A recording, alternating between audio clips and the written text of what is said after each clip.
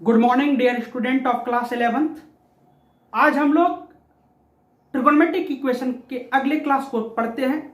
इससे पहले हम लोगों ने फर्स्ट क्लास बनाया है और फर्स्ट चैप्टर हम लोगों ने ट्रिगोनोमेट्रिक इक्वेशन का पढ़ लिया है। उसमें हम लोगों ने क्या पढ़ा, डिफिनेशन पढ़े हैं और उनके ट्रिगोनोमेट्रिक इक्वेशन से कुछ रिजल्ट हम लोगों ने पढ़ा था। हम लोगों ने 6 फार्मूला पढ़ाया था और आपको बोला था कि अगले क्लास में हम लोग ये 6 फार्मूला के साथ याद करके मिलेंगे ताकि प्रॉब्लम बना सकें। डियर स्टूडेंट, वो 6 फार्मूला हम लोग रिकॉल कर लेते हैं। Sine theta is equal to 0, then theta is equal to n pi, cos theta is equal to 0, then theta is equal to 2n + 1 into pi by 2, tan theta is equal to 0, then theta is equal to n pi, sine theta is equal to sine alpha, then theta is equal to n pi plus -1 to the power n into alpha, cos theta is equal to cos alpha, then theta is equal to 2n pi plus minus alpha, tan theta is equal to tan alpha, then theta is equal to n pi plus alpha, where n belongs to integer. Dear students, मैं trigonometric equation के problem को मैं 5 type में बांट कर पढ़ाऊंगा। मैं सबसे पहले टाइप 1 आपको बता रहा हूं, problem based on principle solution of trigonometric equation. इस टाइप में हम लोग को कोई ट्रिगोनोमेट्रिक इक्वेशन दिया रहेगा और उससे सिर्फ और सिर्फ आपको प्रिंसिपल सॉल्यूशन फाइंड करने के लिए बोलेगा। तो हम लोग इस टाइप के प्रॉब्लम को कैसे हैंडल करेंगे, उसके लिए मैं आपको वर्किंग रूल लिख रहा हूं। इस रूल को पढ़ लेने के बाद किसी भी बुक से कोई भी प्रॉब्लम प्रिंसिपल वैल्यू को फाइंड करने के लिए आप आसानी से फाइंड कर सकते हैं। Working rule step 1, first of all express the given equation in the form sin theta is equal to k, cos theta is equal to k, tan theta is equal to k, cot theta is equal to k, sec theta is equal to k, cosec theta is equal to k।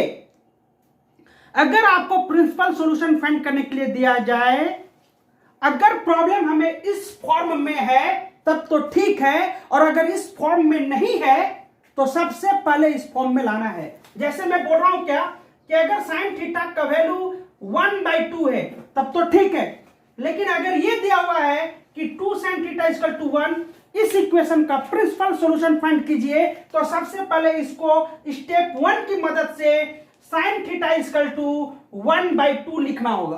Clear है, समझ रहे हैं ना इस बात को?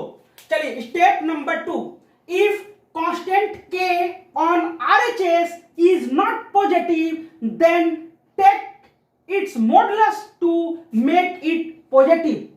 अगर हमें इस फॉर्म में लाते हैं और RHS में जो k है अगर वो पॉजिटिव है तब तो ठीक है, अगर पॉजिटिव नहीं है तो सबसे पहले RHS में जो नंबर है उस नंबर को मोड लेकर आपको क्या करना होगा, पॉजिटिव बनाना होगा। जैसे डियर स्टूडेंट, मान लिया जाए कि अगर हमें दिया हुआ है sin थीटा इजकल टू -1/2 और इस इक्वेशन का प्रिंसिपल सॉल्यूशन फाइंड करना है, हमें इसका क्या करना है, प्रिंसिपल सॉल्यूशन फाइंड करना है। तो स्टेप 1 तो किया हुआ है, sin theta is equal to k के फॉर्म में तो है, लेकिन स्टेप 2 फॉर्म में नहीं है। स्टेप 2 में जो k है वो क्या है, निगेटिव है। तो सबसे पहले हम लोगों को ऐसे लिखना चाहिए, sin theta is equal to -1 mod -1/2, it means 1/2। अब sin थीटा का वैल्यू 1/2 आ गया, हम लोगों को निगेटिव को क्या करना है, मोड लेकर पॉजिटिव बना लेना है।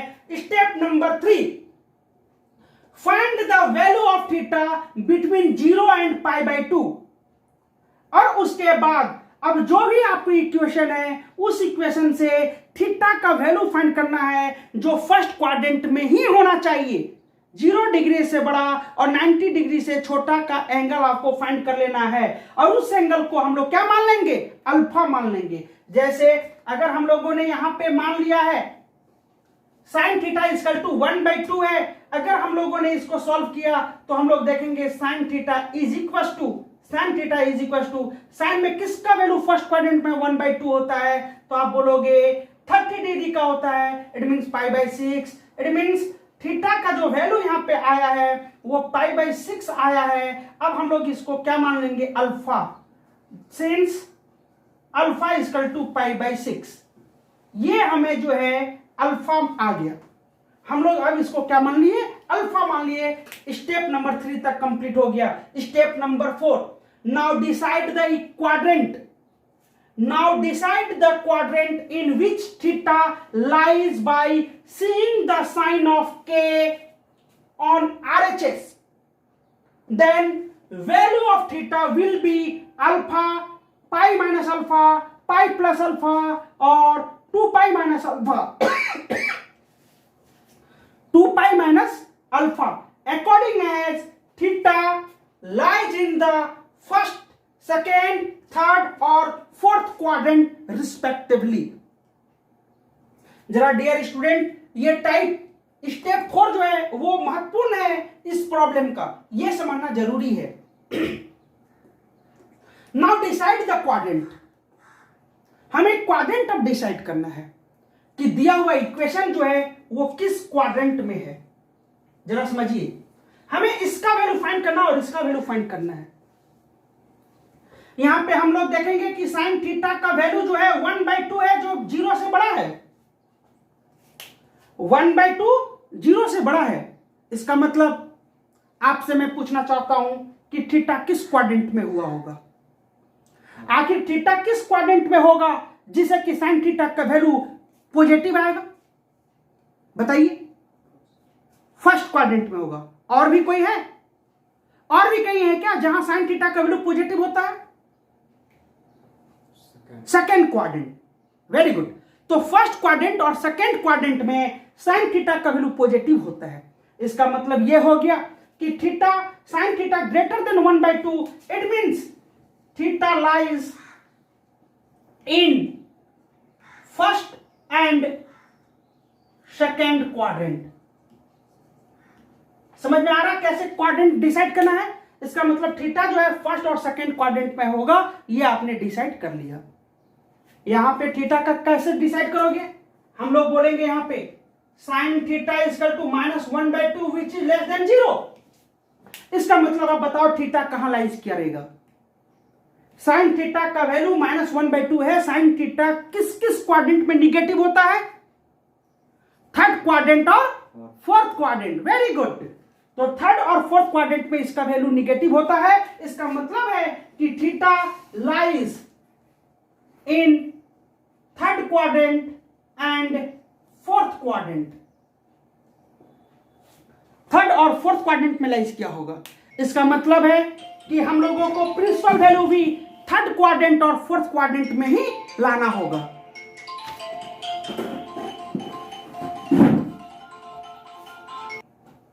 तो sine theta equal to -1/2 less than 0 है। इसका मतलब है theta lies in third and fourth quadrant. Clear है? अब तो तय हो गया कि जो हमें प्रिंसिपल सॉल्यूशन भी निकलेगा अब वो थर्ड और फोर्थ क्वाड्रेंट में ही निकलेगा। जरा समझिए स्टेप नंबर 4। अब स्टेप नंबर 4, स्टेप नंबर 4 में बोलता है then value of theta will be alpha, pi minus alpha, pi plus alpha, 2 pi minus alpha. अगर हमें यह पता चल जाए कि थीटा किस क्वाड्रेंट में है, जैसे मान लो कि थीटा अगर हमें फर्स्ट क्वाड्रेंट में लाइज होगा तो प्रिंसिपल सॉल्यूशन क्या हो जाएगा? अल्फा हो जाएगा। अगर थीटा जो है वो सेकेंड क्वाड्रेंट में लाइज करेगा तो उसका प्रिंसिपल सॉल्यूशन जो होगा वो क्या होगा? पाई माइनस अल्फा होगा। और अगर थीटा यानी कि दिया हुआ इक्वेशन थर्ड क्वाड्रेंट में लाइज करेगा तो थीटा का वैल्यू पाई प्लस अल्फा होगा, और फोर्थ क्वाड्रेंट में लाइज करेगा तो 2 पाई माइनस अल्फा भी होगा और माइनस अल्फा भी होगा। आप माइनस अल्फा भी बोल सकते हो। ठीक है? तो डियर स्टूडेंट्स अब जरा समझो इस बात को। मैंने बोला साइन थीटा का value 1/2 greater than 0, theta lies in first और second quadrant, first and second quadrant. Therefore principal solution are क्या हो जाएगा बोलिए? फर्स्ट में है प्रिंसिपल सॉल्यूशन क्या हो जाएगा? Alpha and pi minus alpha. Second, first and second pi minus alpha is equal to alpha का वैल्यू कितना है? Pi by 6 and pi minus pi by 6 that is 5π/6, 5π/6। इसका मतलब अगर साइन थीटा का वैल्यू 1/2 है और हमसे अगर बोला जाए कि इसका प्रिंसिपल सॉल्यूशन बताइए, तो आपको जवाब देना होगा π/6 एंड 5π/6। और अगर इसके लिए बोला जाए sine theta equal to -1/2, sine theta equal to -1/2, इसका प्रिंसिपल सॉल्यूशन बताइए, तो आपको पता चल गया कि थीटा किस क्वाड्रेंट में है, थर्ड और फोर्थ क्वाड्रेंट में है। तो थर्ड क्वाड्रेंट में क्या आ जाएगा, थर्ड क्वाड्रेंट में pi plus alpha and 2π minus alpha, ये आपका साइन थीटा इक्वल टू -1/2 का सॉल्यूशन होगा। इसका मतलब हो जाएगा pi plus π/6 and 2π minus π/6। It means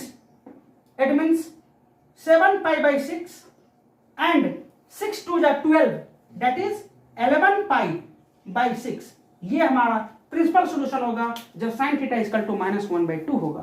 तो इस प्रकार से मैंने एक जो एग्जांपल लिया उसके तरीके से मैंने इस प्रॉब्लम को समझाने का प्रयास किया, इस टाइप के प्रॉब्लम को समझाने का प्रयास किया। अब हम लोग देखते हैं इस टाइप के ऊपर मैं 3 प्रॉब्लम लिखूंगा, अगर उसे बना लेते हो आप तो इस टाइप का कहीं से कोई प्रॉब्लम पूछा आप बना लोगे। चलिए ठीक है। तो डियर स्टूडेंट्स, मैं आपको टाइप 1 को अच्छे से और समझने के लिए मैंने आपके पास 3 प्रॉब्लम लिखा है। Find the principle solution of the following equation. ये तीनों प्रॉब्लम में प्रिंसिपल सॉल्यूशन ही फाइंड करना है।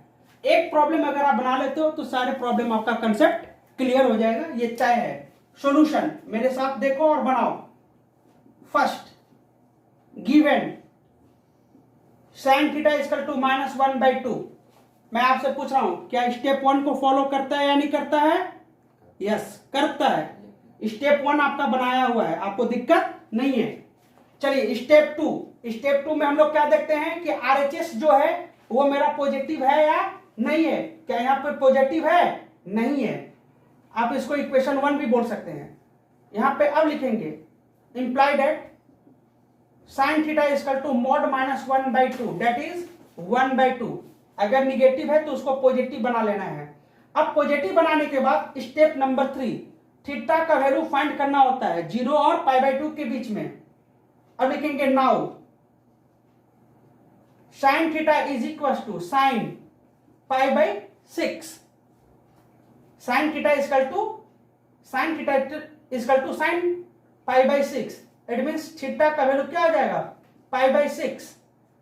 Therefore alpha equal to π/6, SAY से। मतलब हम लोग इसको मान लिए ये थीटा जो है वो अल्फा के बराबर होगा। स्टेप नंबर 3 में यही बोला गया है।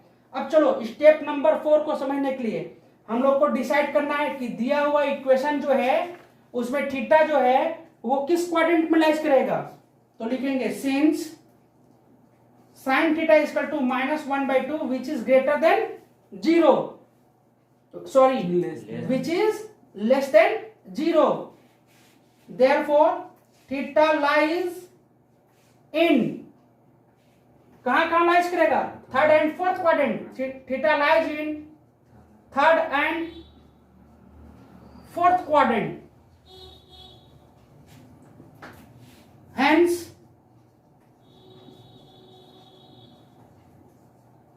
Principal solution are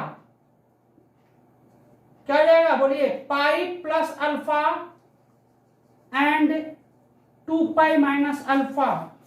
it means pi plus π/6 and 2π minus π/6।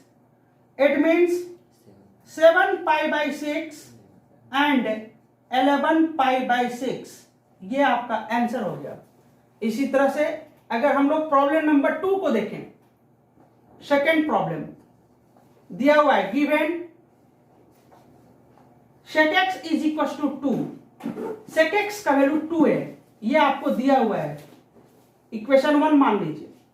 अब बताओ स्टेप 1 भी किया हुआ और स्टेप 2 भी किया हुआ है, क्यों? क्योंकि k का वैल्यू जो है ऑलरेडी पॉजिटिव है। स्टेप नंबर 3 में आना होगा। स्टेप नंबर 3 ये बोलता है कि आपको ये पता करना है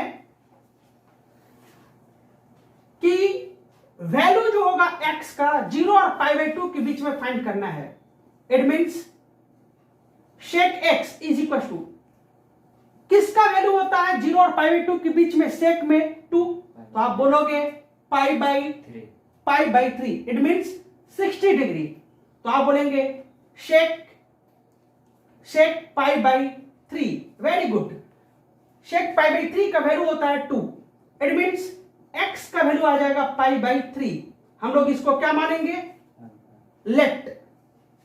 late alpha equal to pi by 3। अब चलो हम लोग ये पता करेंगे कि जो दिया हुआ है sec x इक्वल टू 2, उसमें x जो है वो किस क्वाड्रेंट में है। Since sec x is equal to 2 which is greater than 0, therefore x lies in, अब बताओ x जो है किस क्वाड्रेंट में लाइज करेगा, इसका मतलब sec x कहां कहां पॉजिटिव होता है, आपका जवाब होगा फर्स्ट क्वाड्रेंट और fourth quadrant. x lies in first and fourth quadrant, hence principal solution